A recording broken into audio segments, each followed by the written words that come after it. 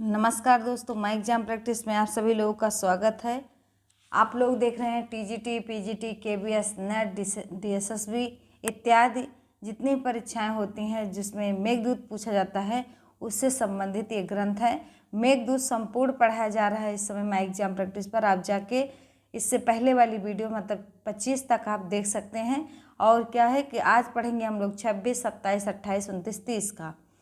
तो इससे पहले जो आपकी वीडियो है उसको देखिएगा और निशतक कंप्लीट कर दिया गया है उसको भी आप लोग ज़रूर देखिएगा। तो ऐसे ही वीडियो देखने के लिए चैनल को सब्सक्राइब और शेयर ज़रूर करिएगा। तो देखते हैं आज का आपका पहला 26 नंबर का है आपका कि देखिएगा। विश्रांतासन व्रजनग नदी तीरजानां निसिंच्य उद्यानानां नवजलकड़ै यूथिका जालिकानि गण्डास्वेदाप्नयन रुजिक्ला क्लान्ते कर्णोत्पलानां छायादानात् क्षणपरिचिता पुष्पलाभिमुखानां। तो देखते हैं ये है आपका मंदाक्रांता छंद में है, 26 नंबर का श्लोक है। तो देखते हैं इसको कि लिखा है विश्रांता। क्या लिखा है? विश्रांता। विश्रांता का मतलब होता है क्या? विश्राम करके। ब्रज माने क्या होता है आपका कि ब्रज माने होता है जाना। ब्रज माने क्या होता है? जाना। नग नदी तीर जाना मतलब क्या होता है कि पहाड़ी नदियों के किनारे पर क्या होता है कि स्थित क्या उद्यानम, जो जंगल है वहाँ के, जो वन है, जो उद्यान है वो। और निसिंच माने सींच देना। नव माने नई नई, जल कड़ मतलब जल के कड़ों से। यूथिका जालकान। यूथिका जालकान का मतलब होता है जूही की कलियों को। क्या होता है? जूही की कलियों को आप सींचते हुए जाना। जो बाग में है जूही की कलियाँ। कौन से बाग? जो नदी के तीर के किनारे हैं, जो नदी के मतलब पहाड़ी नदियों के किनारे हैं। तो यहाँ नग नदी नाम का क्या मतलब होता है? पहाड़ी नदी। यहाँ नोट कर लीजिएगा कि नग नदी नाम का क्या मतलब होता है? पहाड़ी नदियों के तीर माने जो किनारे हैं स्थित उद्यानों में, वहाँ जो नव जल कड़ी यूथिका जालकानी हैं उनको सींचते हुए ब्रज माने चले जाना। और क्या है कि विश्रांता माने विश्राम कर लेना फिर जाना। तो आगे क्या है कि गंड स्वेद उपनयन रुजक्लांत कर्णोत्पलानां। गंड माने होता है गाल, स्वेद माने होता है पसीना। क्या होता है? स्वेद माने होता है पसीना। और क्या होता है? उपनयन। उपनयन होता है, लिखा है उपनयन नहीं सॉरी अपनयन लिखा। अपनयन रुजक्लांत कर्णोत्पलानां। कर्णोत्पलानां माने होता है कि जो कर्णों मतलब कानों में उत्पल है। उत्पल माने होता है कमल। तो जिनके कानों में क्या डाले गए हैं? कानों में कमल पहनी है। कानों में कमल, जिनके कानों में कमल गालों पर पसीनों को हटाने की बाधा से मुरझा गए हैं। मतलब उससे मुरझा गए हैं तो जब आप पानी बरसेंगे तो वो चेहरा भी खिल जाएगा। और किसके चेहरे मुरझा गए हैं? तो पुष्पलाभी मुखानाम। पुष्पलाभी मुखानाम का मतलब होता है कि फूलों को तोड़ने वाली स्त्रियों के मुख। किसके मुख? फूल को तोड़ने वाली स्त्रियों के मुख क्या हैं कि क्या है कि कमल गालों पर जो पसीना आ रहा है उनके गाल कैसे हैं? तो उत्पलानाम है। क्या है? उत्पलानाम है। कमल के समान गालों पर पसीना आते आते निकलते निकलते क्या हो गया? मुरझा गए हैं। और जो फूल तोड़ रही उन महिलाओं के चेहरे जो होते हैं क्या? मुरझा गए हैं। तो आप क्या करना? वहाँ थोड़ी देर रुकना। तो कह रहे हैं छाया दानात क्षण परिचितया। मतलब क्या? क्षण परिचिता का मतलब होता है क्षण भर परिचय प्राप्त कर लेना। क्षण भर परिचय प्राप्त कर लेना। और छाया दानात का मतलब होता है छाया के देने के कारण। उनसे परिचय इसलिए कर लेना क्योंकि वह सब जो वृक्ष वगैरह हैं वह सब क्या देते हैं? छाया प्रदान करते हैं। तो इसीलिए उनसे छाया देने के कारण क्या कहते हैं? क्षण भर उनसे परिचय प्राप्त कर लेना। तब ब्रज माने आप चले जाना, इतनी देर विश्रांता मतलब वहाँ विश्राम करना। तो फिर से देखते हैं हम लोग कि वृषांतासन ब्रज नदी तीर नाम निसिंच। पूछ लेगा निसिंच का मतलब क्या होता है, सींचना। नग नदी नाम नग नदी का मतलब क्या होता है कि पहाड़ी नदियाँ। तीर माने होता है किनारा, तीर माने क्या होता है, किनारा। और ब्रज माने होता है जाना, विश्राम मतलब पहले आप विश्राम करना, जाना विश्राम करना। विश्राम करोगे तो वहाँ की जो महिलाएं फूल तोड़ रही हैं, जिनका चेहरा बढ़िया कमल के समान है, और क्या हो गया है, कमल के समान है, पसीना निकलते निकलते निकलते निकलते क्या हो गया, मुरझाया गया, मुरझा गया है। क्या हो गया है कि मुरझा गया है। तो जब आप पानी बरसेंगे तो उनका पसीना हट जाएगा। आगे क्या रहे हैं कि और वहाँ के जो छायादार वृक्ष हैं उनसे थोड़ा परिचय प्राप्त कर लेना। और वहाँ की जो स्त्रियाँ जो फूल को तोड़ रही हैं, उनका मुख जो है कमल के समान मुख है, उनका कमल के समान गाल है, उन गालों में पसीना आते आते एकदम मुरझा गया है, उसको भी पोंछ देना। पोंछ देना का मतलब क्या होता है, वो अपने मन से बता रहे हैं, इसका सेंस निकल रहा है, इसका अर्थ निकल रहा है इस तरीके से। और क्या है कि उद्यान में जो नवजाल युथ जालिकाएं हैं उनको भी आप क्या करना, सींचते हुए जाना। तो एक बार हम लोग वाचन करके आगे बढ़ जाते हैं कि विश्रांतासन ब्रज नदी तीर नाम निसिंच उद्यानानां नव जल कड़ई यूथिका जालिकानि गंडाशोदापनयन रुजिका क्लांते कर्णोत्पलाना छायादानात् क्षण परिचिता पुष्पलाभिमुखानाम। आगे देखते हैं हम लोग कि अब यहाँ देखिएगा, वक्रः पंथा यद्यपि भवता प्रस्थितोऽतसरासां सोदसंग प्रणय विमुखो मास्म भूरुजनीयः विद्युत्तामा स्फुरणचकितै तत्र पौराङ्गनानां लोलापाङ्गा यदि न रमसे लोचनैवंचितोऽसि। कह रहे हैं कि लोला पांगा यदि न रमसे, यदि उनकी रमसे का मतलब होता है सुशोभित हो। देखते हैं लोला पांगई, लोला पांग का मतलब क्या होता है कि जो उनकी चंचल कनखियां हैं, चंचल कनखियां हैं। और यदि आपने ना रमसे मतलब क्या होता है कि आनंद नहीं लिया, तो लोचने वंचित, तो समझ लीजिएगा आपने स्वयं को ही ठग लिया। क्या कर लिया आपने, स्वयं को ही ठग लिया। कैसे, तो देखना जब आप जाएंगे ना, तो वक्र माने टेढ़ा है, पंथा माने रास्ता, यद्यपि मतलब यद्यपि, भवत माने आपका, प्रस्थितो उत्तरस्याम, जब आप प्रस्थितो मतलब चले जाएंगे, जाते रहेंगे, उत्तरस्याम मतलब उत्तर की ओर, जब आप उत्तर की ओर जाते रहेंगे तो थोड़ा मार्ग टेढ़ा है। कहाँ का, उज्जैनी का, उज्जैनी का मार्ग टेढ़ा है, तो वहाँ जरूर जाना।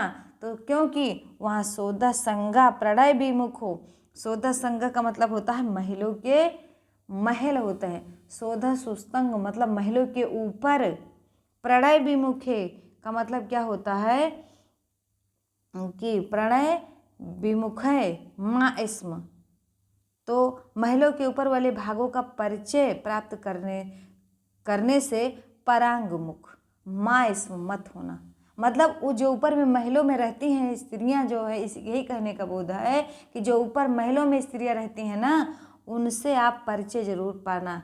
क्या पाना, परिचय जरूर पा लेना। अगला है कि माँ मतलब माँ इसम मत करना, भूर उज्जैनिया मतलब उज्जैनी की जो भूमि है, विद्युत दाम स्फुरण, कह रहे हैं कि विद्युत दाम स्फुरण, जो बिजली की चमक से क्या है कि बिजली की चमक से स्फुरण चकितई लिखा है। स्फुरण चकितई का मतलब क्या होता है, भौचकाई सी हुई हैं, जो डरी सी हुई हैं। दाम माने होता है तेज या चमक, और विद्युत माने होता है बिजली। तो इनसे जो चकमकाई हुई हैं पुर माने पुर की, उस नगर की अंगनाएं मतलब अंगनाएं, उन्हीं जो चकमकाई हुई हैं वही चंचलता वाली कनखियों वाली आंखों को यदि आपने नहीं देखा तो समझ लीजिए आप स्वयं से ठग गए हैं। उनकी आंखें इतनी लाजवाब है, आप वहाँ जाएंगे ना तो बहुत आपको आनंद मिलेगा। जब आप वहाँ का आनंद नहीं लिए तो समझ लीजिए आपने स्वयं को ठग लिया, या जीवन में आपने कुछ भी हासिल ही नहीं किया। कि मतलब वहाँ उज्जैनी की स्त्रियों का इतना बढ़िया वर्णन कालिदास जी करके कह रहे हैं कि अगर आप उज्जैनी की स्त्रियों की आंखें, चंचलता भरी आंखों को नहीं देखे तो समझ लीजिए दुनिया में आपने कुछ नहीं देखा। तो जाना आप जब उत्तर दिशा की ओर जाना, ये कह रहे हैं भवता माने आप मतलब मेघ, और जब आप वहाँ जाना तो उत्तर दिशा की ओर जब जाने लगना तो थोड़ा टेढ़ा मार्ग भले है उज्जैनी का, तो एक बार ऐसे साफ करके लिखते हैं। तो ये जब उत्तर दिशा की ओर प्रस्थितो माने प्रस्थान करना या जाना, भवता माने आप, तो थोड़ा टेढ़ा मार्ग है कहाँ का, उज्जैनी का। तो उज्जैनी जाना और वहाँ के जो ऊंचे ऊंचे महलों में जो प्रणय विमुख जो स्त्रियाँ रहती हैं ना उनको जरूर देखना। या माँ इसमें भू मत होना, मतलब विमुख मत होना, परांग मुख ये नहीं दूसरे की तरफ मुख करके चले जाओ, विमुख मत होना। जो वहाँ का सोत संग मतलब क्या होता है, ऊंचे ऊंचे महलों में रहने वाली स्त्रियां है ना उसको विमुख मत करना, मतलब उसकी तरफ परांग मुख एकदम देख कर ही जाना। और क्या है, विद्युत दाम, और जब आपकी बिजली चमकेगी ना तो उससे चकितई कह रहे हैं, स्फुरण चकितई का मतलब वो सब आश्चर्यचकित हो जाएंगी, भौचकाए जाएंगी। तो पौरांगनाएं उस पुरु की स्त्रियां, पुरु मतलब उज्जैनी की स्त्रियां, और उनका फिर आप जब भौचका जाएंगी ना तो लोल पांग यदि नरम से, यदि उनकी जो चंचल कनखियों वाली जो आँखें हैं, लोचने ही मतलब आँखें, यदि आँखों को आपने आनंद नहीं लिया तो आपने स्वयं को ठग लिया, अर्थात आपने दुनिया में कुछ नहीं देखा। मेघ, तो एक बार वाचन करके हम लोग आगे बढ़ जाते हैं। वक्रः पंथा यद्यपि भवता प्रस्थितो उत्तराशां शोधसंग प्रणय विमुखो मा स्म भूर्जन्याः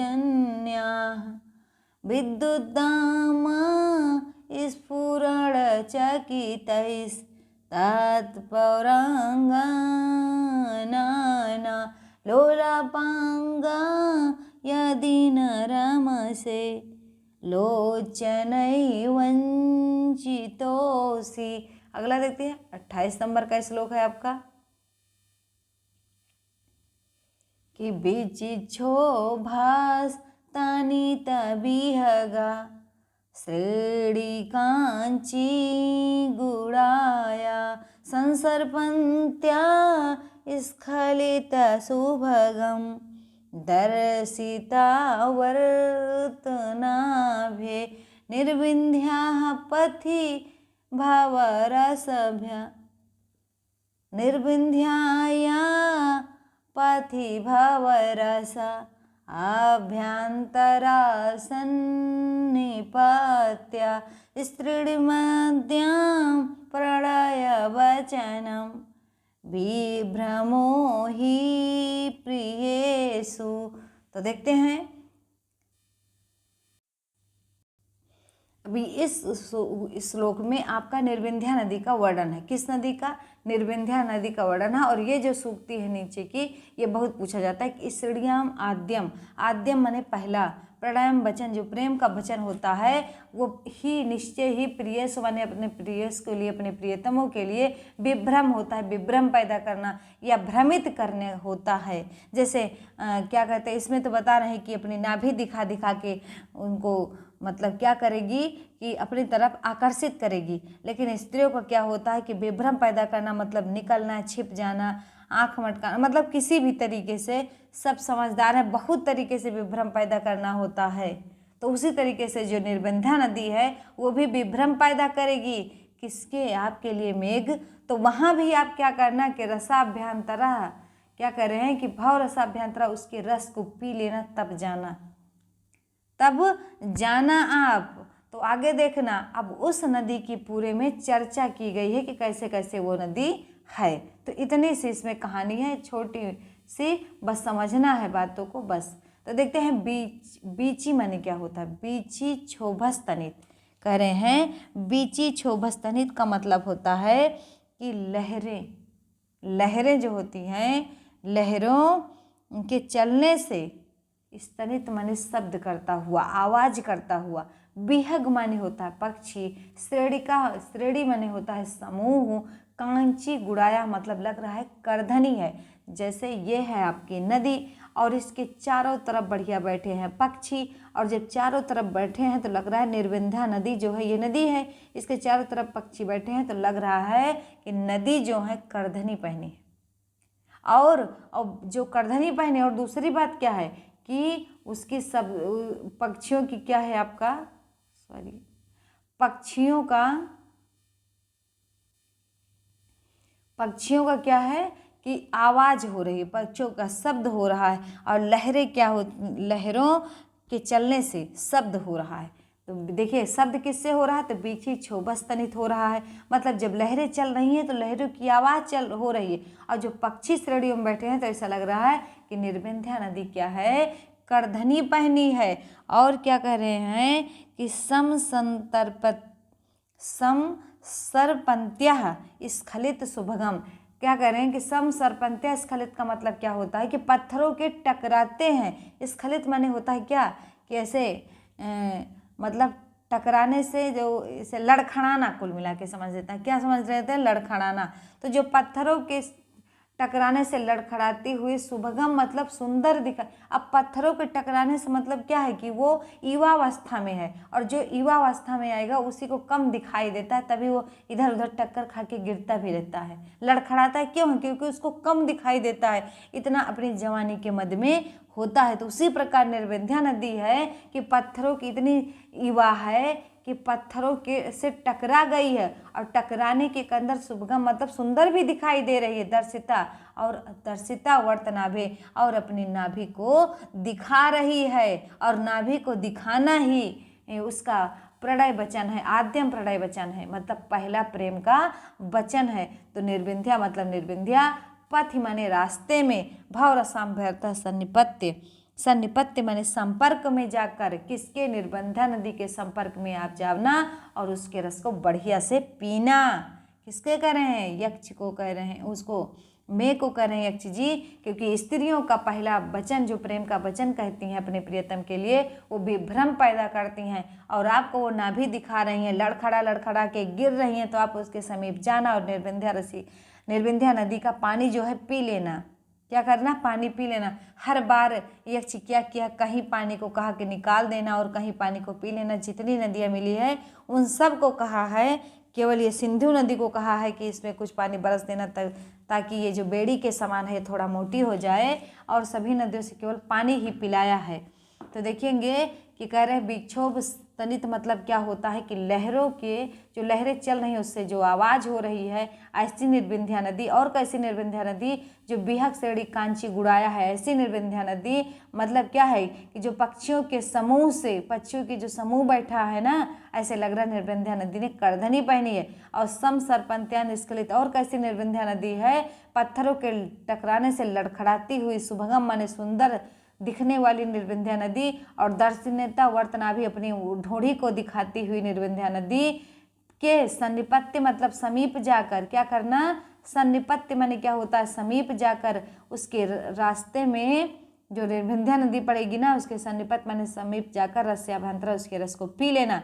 क्योंकि स्त्रियों का पहला प्रेम का वचन अपने प्रियतम को विभ्रम पैदा करना ही होता है। एक बार वाचन करके हम लोग आगे बढ़ जाते हैं।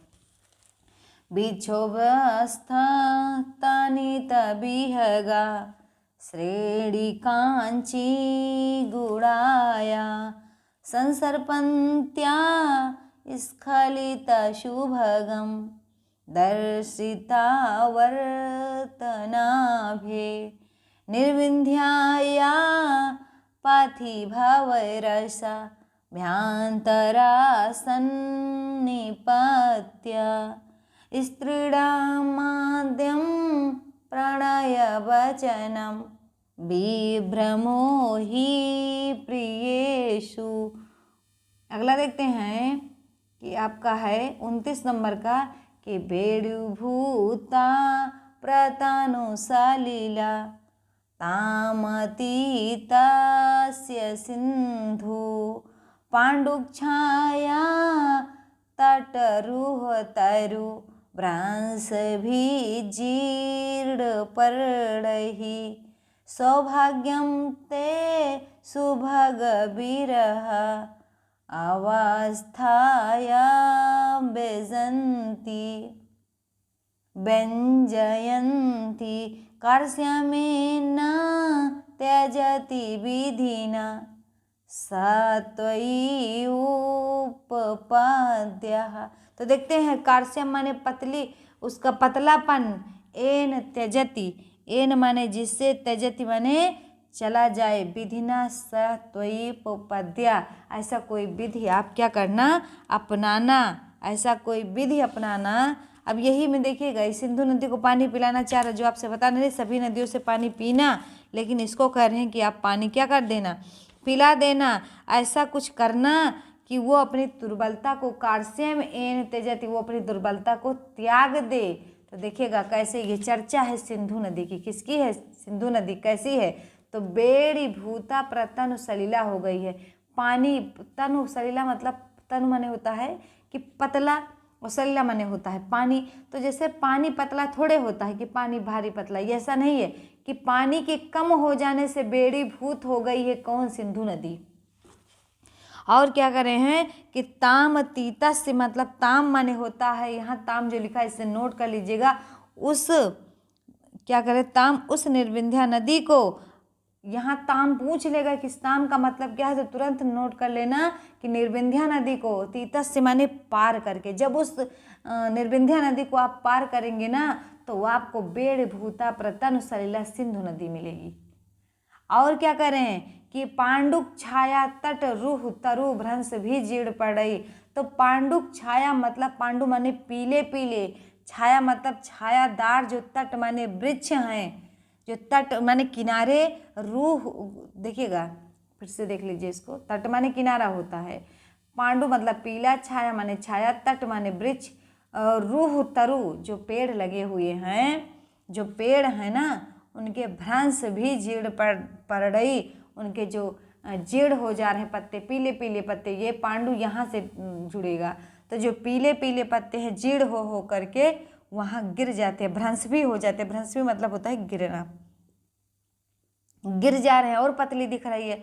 तो मतलब आप समझिएगा, जब नदी में पानी नहीं रहेगा, जब पानी नहीं रहेगा तो पेड़ पौधे भी मुरझा जाएंगे, जब मुरझा जाएंगे तो उनके पत्ते पीले हो जाएंगे, जब पत्ते पीले हो जाएंगे तो वो पेड़ पे नहीं टिके रहेंगे, जमीन पर गिरेंगे।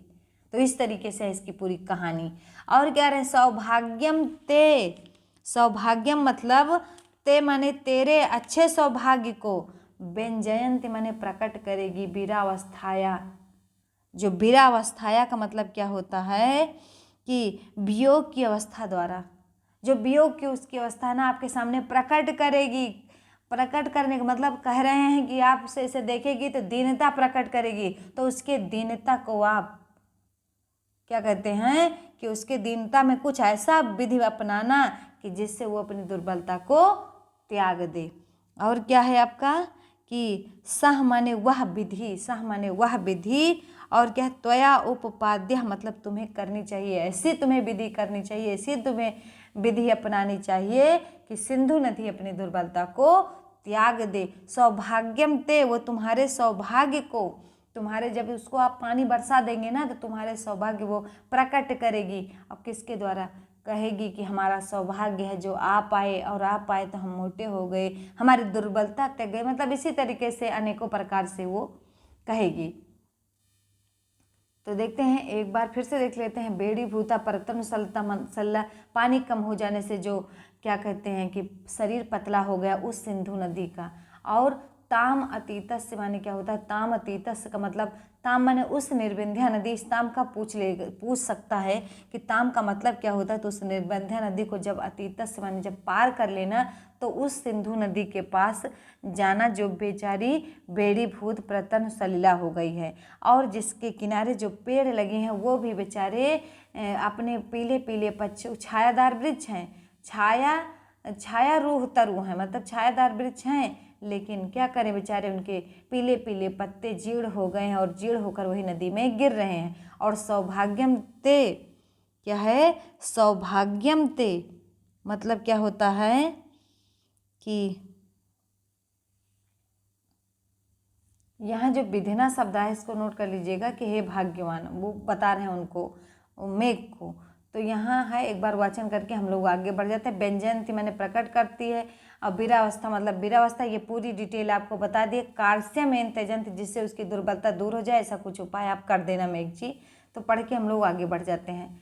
तो देखते हैं, बेड़ी भूता प्रतानुसालीला तामतीतस्य सिंधु पाण्डुक्षाया तटरुहोतरु भ्रांसभिजीर्णपर्णहि सौभाग्यं ते सुभगविरः अवास्थ्याया व्यञ्जयन्ति कार्स्यमेन त्यजति विधिना सात्वयी उप्यपाद्यः।